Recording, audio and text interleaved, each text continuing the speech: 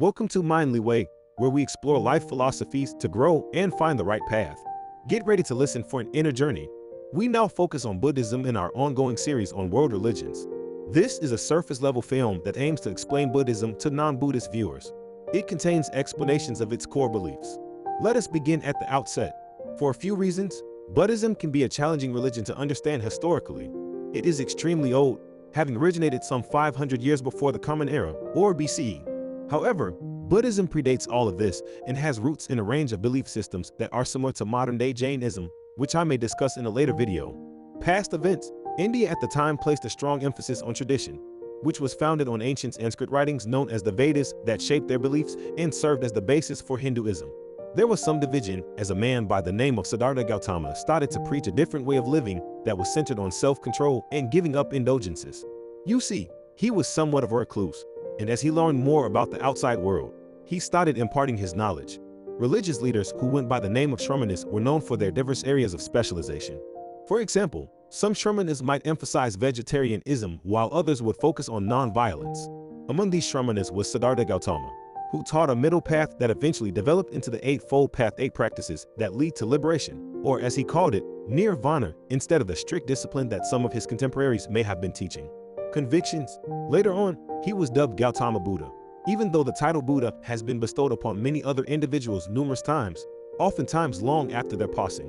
Prior to delving into these 8 enlightenment-achieving practices, let us take a closer look at the 4 Noble Truths, which are the central tenets of Buddhism that Siddhartha learned as he started to gain more insight into the outside world. First of all, there is the reality of suffering. It comes with being born, growing older, getting sick, and dying. There is pain everywhere. The second truth recognizes the source of this pain, which is a craving for it. Examples of such cravings include the desire for material goods and sensual pleasures, which we crave despite knowing they are painful. The third truth is that you can put an end to your suffering and break free from this craving. The Noble Eightfold Path, or the 8 practices that can assist in breaking the cycle of pain and suffering, is indicated by the 4th truth, which asks how to put an end to this suffering. Let's examine what the Eightfold Path's 8 practices entail. The right view is the first step, which holds that there are consequences for our deeds. Death is not the end, and consequences continue beyond death. Buddhism centers on the concept of samsara, or the cycle of rebirth.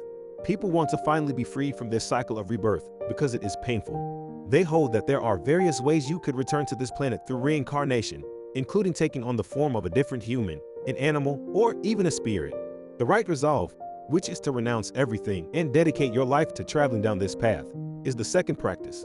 Your priority should be compassion, abstinence from sensuality, and loving other people. Speaking correctly is the third technique. Do not be impolite, lie, or engage in gossip. Behaving morally entails refraining from harming or killing people, stealing something that is not yours, and giving in to material cravings, including sex. The right livelihood, which entails having only what is necessary to survive, is the 5th practice. Your means of subsistence should also be morally and empathetically chosen. The 6th step is to make the right effort, which entails anticipating your mental condition and putting an end to unclean and negative thoughts, such as worry, doubt, and ill will toward others. It is important that you concentrate on stopping these thoughts before they arise while you meditate. Following is right mindfulness. Not only should you avoid thinking bad thoughts, but you should also pay attention to your thoughts. Try to be conscious of reality and your own transience, and be mindful of your thoughts and actions at all times. The culmination of the other qualities is the 8th practice, known as right concentration or right samadhi. You have achieved a very potent state of meditation because you have led a moral life, maintained the proper perspective, being able to put an end to unfavorable thoughts, and focus completely. Attitudinal harmony. Nirvana is a state that can be attained by accepting the 4 Noble Truths and pursuing the Eightfold Path. This puts an end to your cycle of rebirth and the associated suffering. As the attainment of nirvana results in the extinction of your physical life, it will be challenging to describe because no one who has experienced it can truly do so. There may be differences in the definitions of nirvana because even Buddhists disagree about what it means and looks like. I will now introduce you to the concept of a bodhisattva, a person who has almost reached nirvana but has opted to stay on this earth and postpone it in order to aid others in reaching nirvana. Now, to demonstrate why this is difficult, others are referred to as arhats. They are usually monks who have chosen a solitary path and have already attained nirvana, or enlightenment. You can see then why there is some confusion here, and why different people may have different ideas about what enlightenment actually entails. Now let's return to the Gautama Buddha. He imparted these teachings and assisted others in comprehending enlightenment and its attainment. These teachings were primarily transmitted orally for a considerable amount of time before people began recording his teachings about 400 years later. Buddha's life story and even the exact number of years he lived are up for debate because there is no written record of him. Though Buddhism has spread throughout the world, the original focus of his lessons was India and what is now Nepal. It's interesting to note that in India, Buddhism has decreased to just 7% of the population. However, there are some nations where Buddhism is the predominant religion, like Thailand and Cambodia, where over 90% of the population practices Buddhism. With over 185 million, China is the country with the highest concentration of Buddhists, but only makes up 16% of the country's total population. The predominant religion in Tibet, also known as the Tibetan Autonomous Region of China, is Buddhism. Because Buddhism did not first spread to that region, other religions had an impact on the evolution and changes that this Tibetan Buddhism has undergone. Let me now discuss a person you are most likely familiar with, the Dalai Lama. The Dalai Lama is a symbol of Tibetan unity and the leader of one of the schools of Tibetan Buddhism in Tibet. This ancient custom dates back to the early 1400s. The people of Tibet hold that Avalokitesvara, a long-dead bodhisattva, is reincarnated and keeps watch over Tibet in a charitable manner.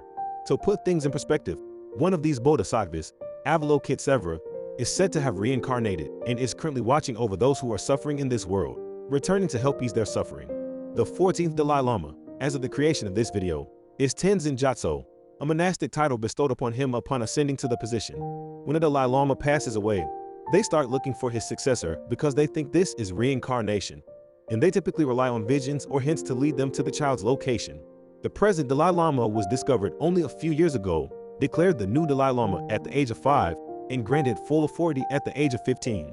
I won't go into too much detail here, but the Dalai Lama was forced to leave Tibet and flee to India due to a Tibetan uprising against China. China is still enraged by this, as well as the Tibetan people's devotion to the Dalai Lama. They may still be arrested if they are found in public with images of him, for example.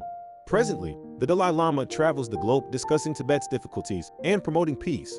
That is merely a brief synopsis, and as I say, it is extremely cursory. This is intended to help those who may be ignorant understand what they think. It doesn't go through every detail of how they carry out these rituals, the intricate distinctions between different Buddhist branches, or every term and position used in the faith. If you enjoyed this, you should watch some of my other religious videos and let me know what other religions you would like me to discuss. I appreciate you viewing.